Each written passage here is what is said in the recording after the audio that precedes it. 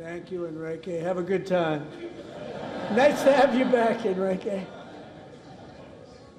There were many heroes on that January raid to capture Maduro, really great heroes. It was very dangerous. They knew we were coming. They were all set.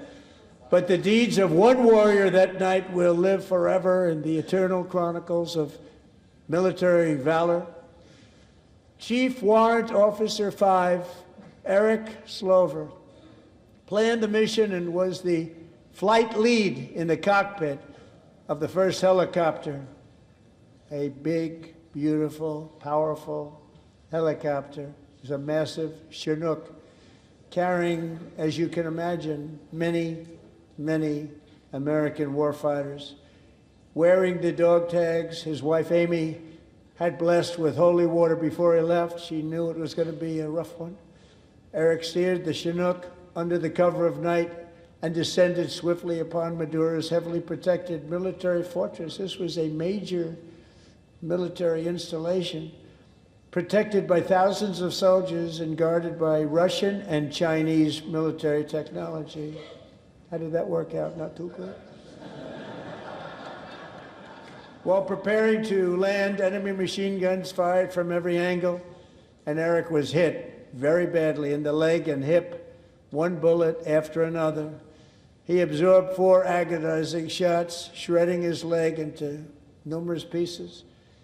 And yet, despite the fact that the use of his legs was vital to successful helicopter flight, legs are the most important part of flying a helicopter, to deliver the many commandos who would capture and detain Maduro was the only thing Eric was thinking about. Then, even as he was gushing blood, which was flowing back down the aisle, helicopter lands at a steep angle. The machine gun stood right in front of him. They were right in front of him, 2 machine gunners who escaped the wrath of the previous planes. Eric maneuvered his helicopter with all of those lives and souls to face the enemy and let his gunners eliminate the threat. Turned the helicopter around so the gunners could take care of business, saving the lives of his fellow warriors from what could have been a catastrophic crash deep in enemy territory. Only after safely landing the helicopter with all the warriors aboard in the exact right spot, which was vital to the mission, we probably would have had to maybe cancel the mission if that didn't happen. Eric told his co-pilot, also wounded, but not as gravely, to take over. I'm about ready to pass out. The success of the entire mission and the lives of his fellow warriors hinge on Eric's ability to take searing pain. It was unbelievable what's happened to his legs of the bullets and keep on flying and landing, and people knew what was happening. Everybody in the back of the helicopter knew because they saw the blood pouring down the aisle. Chief Warrant Officer Slover is still recovering from his serious wounds, but I'm thrilled to say that he is here tonight with his wife, Amy, Eric, and Amy, come on in.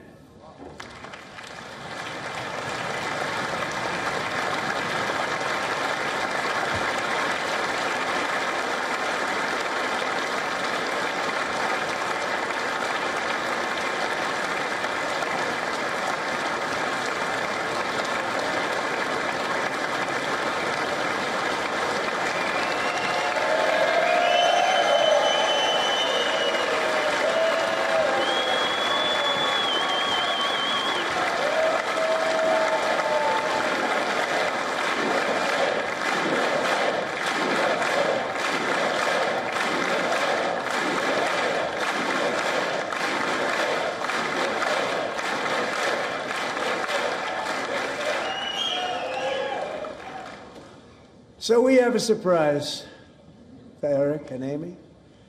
In recognition of Eric's actions above and beyond the call of duty, I would now like to ask General Jonathan Braga to present Chief Warrant Officer Slover with our nation's highest military award, the Congressional Medal of Honor.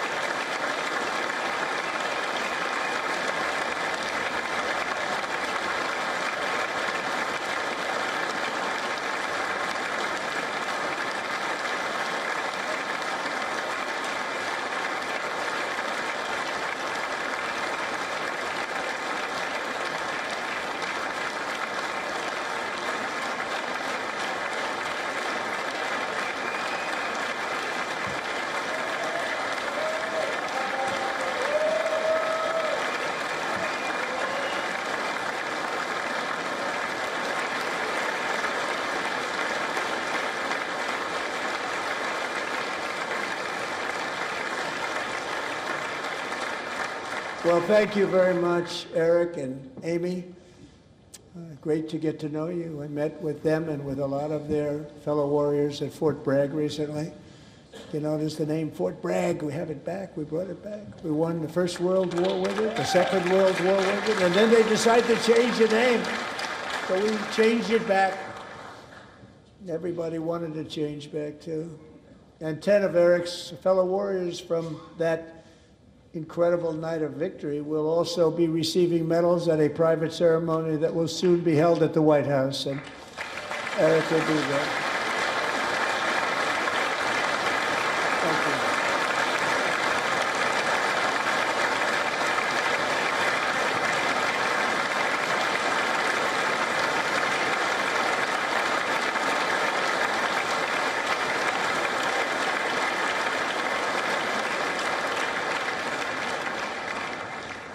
Thank you, Eric. That's a big one. Tonight we've celebrated many truly extraordinary American patriots, but there is one last living legend to honor before we go. He is one more heroic American aviator, Navy fighter pilot. Royce Williams served in World War II, Korea, Vietnam, flying more than 220 missions. In the skies over Korea in 1952, Royce was in the dogfight of a lifetime, legendary dogfight. Flying through blizzard conditions, his squadron was ambushed by 7 Soviet fighter planes. It was his first aerial combat of the war, and despite being massively outnumbered and outgunned, Royce led the takedown of 4 enemy jets and almost destroyed the others, vanquishing his adversaries while taking 263 bullets to his own plane and being seriously hurt. His story was secret for over 50 years. He didn't even want to tell his wife, but the legend grew and grew. But tonight, at 100 years old, this brave Navy captain is finally getting the recognition he deserves. He was a legend long before this evening. Royce, please stand up, and I will ask the First Lady of the United States to present Captain Royce Williams with his Congressional Medal of Honor.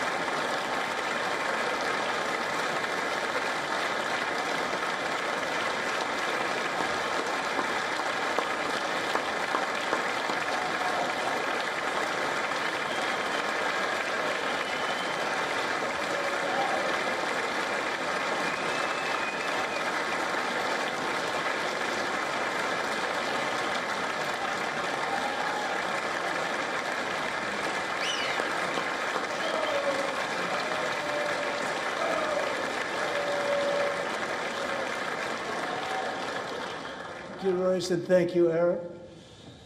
I've always wanted the Congressional Medal of Honor, but I was informed I'm not allowed to give it to myself, and I wouldn't know why I'd be taking it, but if they ever open up that law, I will be there with you someday.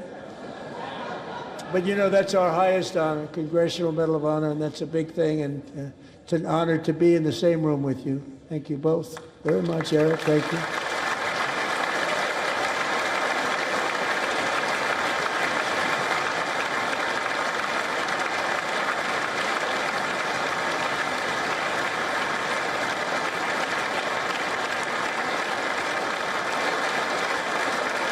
Thank you. 250 years is a long time in the life of a nation, but in another sense, it's really a mere moment in the eye of history. Two of the gentlemen we met in the gallery this evening took their first breaths 1 century ago, 100 years before that, on July 4th, 1826, the author of the Declaration of Independence, brilliant, Thomas Jefferson, drew his last breath. Just a single long human lifespan separates the giants who declared and won our independence from the heroes who stand among us tonight. Everything our nation has done, everything we have achieved, has been the work of those few great lifetimes. In those brief chapters, Americans built this nation from 13 humble colonies into the pinnacle of human civilization and human freedom, the strongest, wealthiest, most powerful, most successful nation in all of history. Americans ventured out across the daunting and dangerous continent. We carved paths through an unforgiving wilderness, settled a boundless frontier, and tamed the beautiful but very, very dangerous Wild West. From empty marshes and wide open plains, we raised up the world's greatest cities. Together, we mastered the world's mightiest industries and shattered history's monstrous tyrannies. And we liberated millions from the chains of fascism, communism, oppression, and terror. Americans lifted humanity into the skies on the wings of aluminum and steel. And then we launched mankind into the stars on rockets powered by sheer American will and unyielding American pride. We wired the globe with our ingenuity. We captivated the planet with American culture. And now we are pioneering the next great American breakthroughs that will change the entire world. All of this and so much more is the enduring legacy, unmatched glory of the hardworking patriots who built and defended this country and who still carry the hopes and freedoms on all of humanity's backs. For years they were forgotten, betrayed, and cast aside, but that great betrayal is over and they will never be forgotten again, because when the world needs courage, daring, vision, and inspiration, it is still turning to America. And when God needs a nation to work his miracles, he knows exactly who to ask. There is no challenge Americans cannot overcome, no frontier too vast for us to conquer, no dream too bold for us to chase, no horizon too distant for us to claim. For our destiny is written by the hand of providence, and these first 250 years were just the beginning. From the rugged border towns of Texas to the heartland villages of Michigan, from the sun-kissed shores of Florida to the endless fields of the Dakotas, and from the historic streets of Philadelphia to right here in our nation's capital, Washington, D.C., the golden age of America is upon us. The revolution that began in 1776 has not ended. It still continues because the flame of liberty and independence still burns in the heart of every American patriot. And our future will be bigger, better, brighter, bolder, and more glorious than ever before. Thank you, God bless you, and God bless America.